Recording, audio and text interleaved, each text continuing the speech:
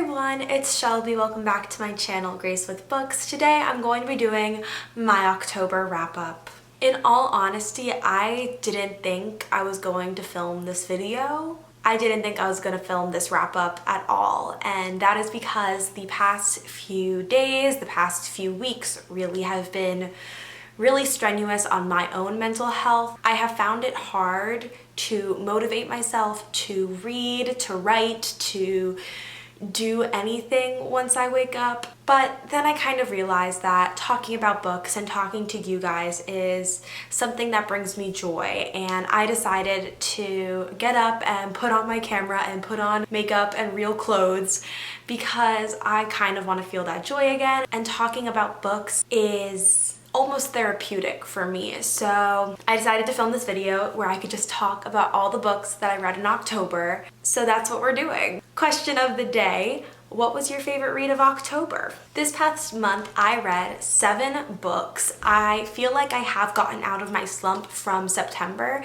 because even though I didn't read so many books this month, they were all books that I enjoyed and I was looking forward to reading rather than avoiding it. Definitely throughout the month of October, I made it my goal to focus on some spookier and darker books for the Halloween season. I do feel like I got out of my comfort zone a bit with some of these books and I ended up really enjoying them. So we're gonna get started with the first book, which is Capturing the Devil by Kerri Maniscalo, which is the final book in her Stalking Jack the Ripper series. I've talked about this series a lot on my channel. I love it. I think it's really been my first introduction to thriller and mystery books, and it's been a wonderful introduction, and the finale did not disappoint.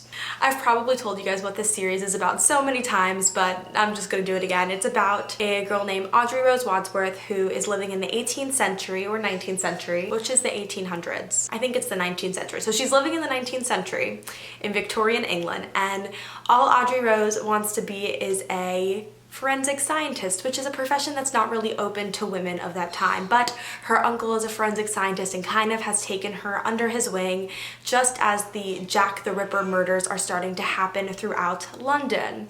So Audrey Rose, along with her uncle and her uncle's student named Thomas Cresswell, they all band together to try to solve the murders, and each book is a different mystery. So in each book you will see a different big bad and another mystery to be solved, and I found that each book got continuously harder with their mysteries, and this one was just phenomenal. So I'm gonna talk about some things I liked about this book. I loved this setting. We start off in New York and then we go to the World's Fair in Chicago, and that just sets the stage for some beautiful moments, and I just loved the entire setting of the World's Fair and all the inventions that are being presented there. I thought it was a really good backdrop for the book. I really liked the villain in this book because in the past we didn't know who the big bad was in each of the books, but Kerri actually told us early on who this big bad is, and now the issue is trying to find him, which is the difficult part, and I kind of liked that switch up from the other books because it made this book feel like the stakes were higher. Also, a lot of characters from past books made an appearance in this final book, so it kind of felt like a culmination, which just was really satisfying. And then finally the ending just wrapped up exactly how I needed it to, and I found that everyone really got what they deserved in the end. So I gave this book, if you can't tell, 5 stars.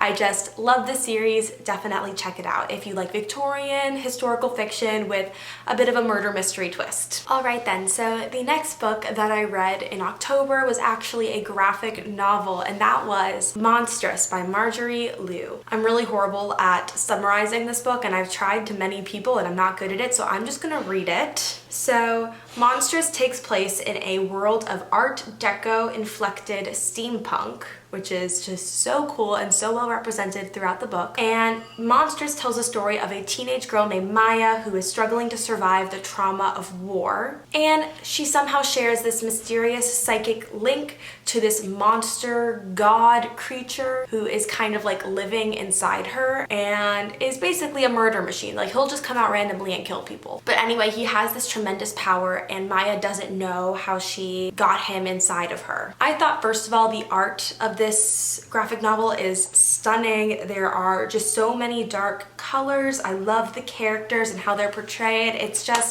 It's so pretty, and I love how, despite how dark and somewhat gory this book is, there is still a lot of humor and just really great funny moments that I really wasn't expecting. When I started this, especially like the first page just hooks you because it's just so disturbing. I guess it's disturbing and it immediately hooks you on. The mystery of who the teenage girl Maya is, how she got this mysterious power living inside her, and like her journey to find the truth about her past, which she is having trouble remembering, is just really compelling, and it is probably what's going to keep me coming back. I am really excited to read the second installment in this series, and it really hooked me, and I thought it was fabulous. So if you're looking for a bit of a darker graphic novel, highly recommend Monstress. I gave this 4 stars. The next book that I finished in October is Our Dark Duet by Victoria Schwab. Finally, I read the first book in this series like early last year,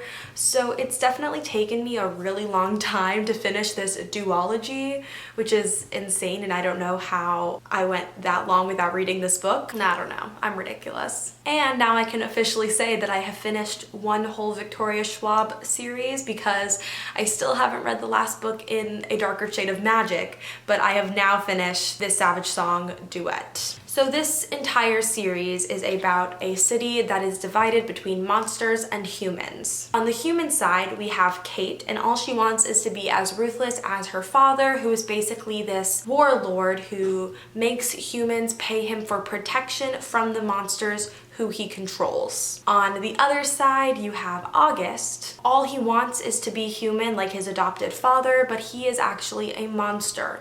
One who is so dangerous, though, that one strike of an instrument can make a sinner's soul leave his body. This is the epic conclusion of that series. Just once again, I loved that contrast between humans and monsters. You have this great divide between them, but really monsters are just reflections of ourselves. Just looking at how divided and violent this world was, it did kind of make me think of what's happening right now in our political climate, and I just thought it was really amazing how this fantasy world could reflect it so perfectly. So it was a little hard to read those parts, but I think it did a good job of kind of like reflecting today's society, especially since this book was written like a few years ago. So it's amazing how like relevant it is today. The ending of the sequel definitely broke my heart, but in the end I do feel like everyone got what they deserved, and it was a pretty satisfying conclusion. I do think there was a lot of talk and no action in this book.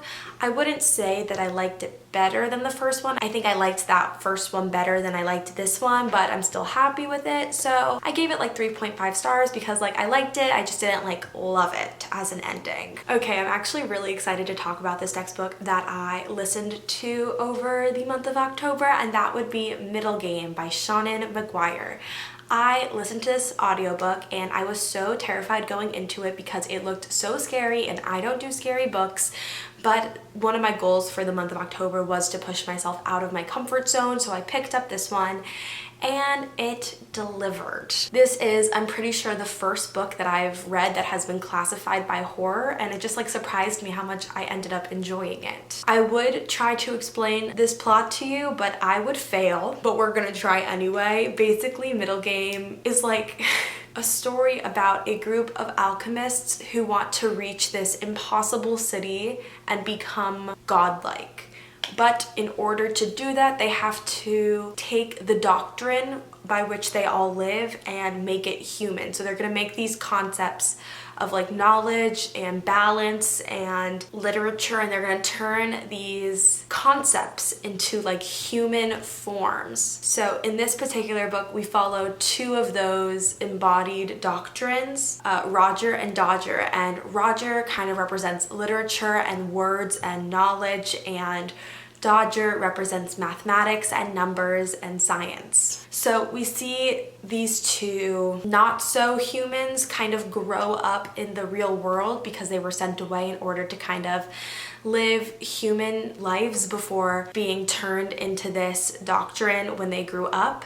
And we kind of follow them as they find each other and kind of realize the truth of their own existence, and then try to beat their creators to this impossible city so that they can't take over the world. That was really confusing, and if it doesn't make sense to you, it didn't really to me either. But I enjoyed the parts about the characters developing together. I thought listening to this book was such a fun experience, even though I did sometimes have to like go back and re-listen to some things because it's confusing. I think listening to it really emphasized the creepier points. Usually you don't have like a lot of jump scares when you read a book, but listening to it, you kind of got that anticipation as the narrator kept going and her voice got creepier. So I did like that part of listening to it. Most of all, I loved watching Roger and Dodger's relationship develop. I thought watching them growing up together was just such a wholesome experience. It was probably my favorite part of the book. Just watching them go through trial after trial and just making their sibling relationship stronger. It just really,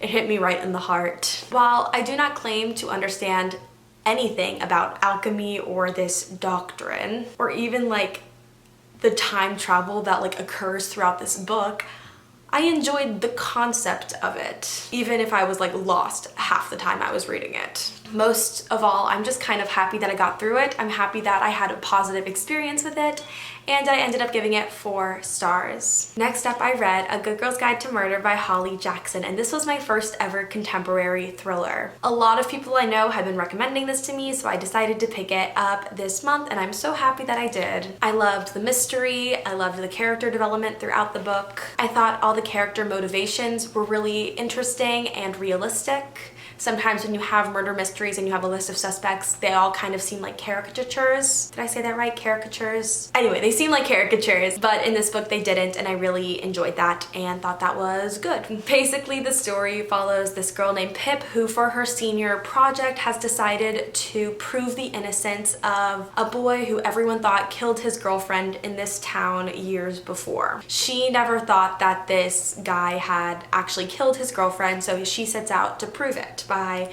conducting interviews and doing research, and it was just written in a really cool format. I do have to say, even though I gave this book 5 stars, there were some things that I didn't love about it, because you can still love a book and give it 5 stars and think that some things could be improved. Being the avid Pretty Little Liars fan I am of the show, not the books, I didn't like the books as much, but the girl who was killed in this town, I think her name was Andy Bell, yeah. She reminded me a lot of Alison De Laurentiis from the Pretty Little Liars series. You kind of have this perfect girl on the outside, but as you keep digging, you find that she was a lot more sketchy than everyone thought she was. So that kind of was paralleled for me. And I also thought that the beginning took a lot of time. It was pretty slow, and then the ending with the mystery being solved was very rushed. That being said, I did give it 5 stars. I'm really excited to read the second book in this series. I'm pretty sure it follows our main character trying to solve another mystery, so I'm really happy I picked up this contemporary thriller. There's like a lawnmower starting up in my yard, and someone is putting away dishes right now, so it's like I can't film in peace. The next book that I read in October is one that was on my most anticipated fall releases list, and it totally lived up to the hype, and that would be Cemetery Boys by Aiden Thomas. It was so good. I was so happy I picked it up. This follows Yadriel, who is a brujo, which is a witch, and he comes from a long line of witches. All of his family has these kinds of powers, but his family is having a lot of trouble accepting his trans identity. So he decides to prove himself as a real brujo by summoning the ghost of his cousin who was murdered and solving that murder. Accidentally, Yadriel summons the wrong ghost. He summons Julian, who is the bad boy at Yadriel's school, and now Julian won't leave him alone. So Yadriel must solve Julian's murder and his cousin's murder, and all the while he is starting to develop feelings for Julian. So it's this whole fun, complicated mess, and I just think it was done really, really well. I just absolutely fell in love with all the characters. I fell in love with Yadriel's journey for love and acceptance. And I thought that the blend of culture, gender identity, and magic was seamless. And I just thought this was a really amazing novel, and I can't wait to read more of Aiden Thomas's works in the future. This is his debut novel. It was nominated, I think, for like 2 Goodreads Choice Awards, so I'm just so happy that other people liked this book as much as I did. And it actually is a standalone. I didn't know that going into it, but this is a standalone book, so it wraps up in the book, and It was great and I loved it. So if you haven't checked out Cemetery Boys, check it out. Oh, my ring light is just, it's very hot. All right, you guys, I am so excited to talk about the final book on my list, which is Kingdom of the Wicked by Kerri Maniscalo. Yes, the same Kerri Maniscalo who wrote the Stalking Jack the Ripper series. This is her newest book for a new series she is starting, and I freaking loved it. This was also on my fall anticipated reads list, so super happy I picked it up. I kind of was entranced as soon as I heard the summary for this book, so just let me tell you this. The book follows these two sisters who are witches who live in this small town in Italy. So it follows Amelia and Vittoria, who are very close but also very different people. They both work in their family's restaurant in Italy, and they both have to hide the secret of being witches from most of the people in the town. I'm pretty sure this is historical fiction, like 90% sure. I'm pretty sure this was set in the past. Anyway, one day Amelia discovers the body of her sister who was brutally murdered, and she believes that it was the work of demons. So she decides to summon one, because that's always a good idea, but she accidentally summons one of the princes of hell. They are called the Wicked, and each represent a different sin, so she accidentally calls Wrath. And as soon as I heard that this book was going to have princes of hell in it, I knew I was going to fall in love with one, and I did. Accidentally, Amelia has bound herself to Wrath, so now they're kind of stuck together to solve the murder of her sister. But these princes of hell are extremely devious and you never know their true intentions, so Amelia has to work with him without falling under his spell. This was a really great fantasy, a really great murder mystery, and I think it ended on the worst cliffhanger ever. It was a good cliffhanger. Now I don't know how I'm gonna wait for the next book to come out because I need to have answers. I loved the setting of Italy, I loved the magic systems that they had in place, and the food. When I say that Amelia worked at her family's restaurant, the food that they served, it made my mouth water. Like, the descriptions are so detailed and I was like so in love with it. I loved the Princes of Hell, obviously. And while the book was slightly predictable at times, I still really enjoyed it. I do wish it was a little longer, like the ending happened so abruptly and then it was just like done. So I wish that was different, but overall I really enjoyed it. Kerri Maniscalo's writing just kind of like takes you away to this different era, to this different world, and I really needed that this past month. So I'm just really thankful for her and for this book, and I highly recommend you check it out. And the cover is gorgeous and I love it. And those were all the books that I read throughout the month of October. Filming this video has definitely cheered me up. I have a smile on my face. I'm feeling good. Remember to let me know down below what was your favorite book of the month, and I will see you guys in my next video. So don't forget to like, subscribe, and comment. Hit the notification bell to get updates on when I post. I post every single Monday, and I'll see you guys next time. Bye!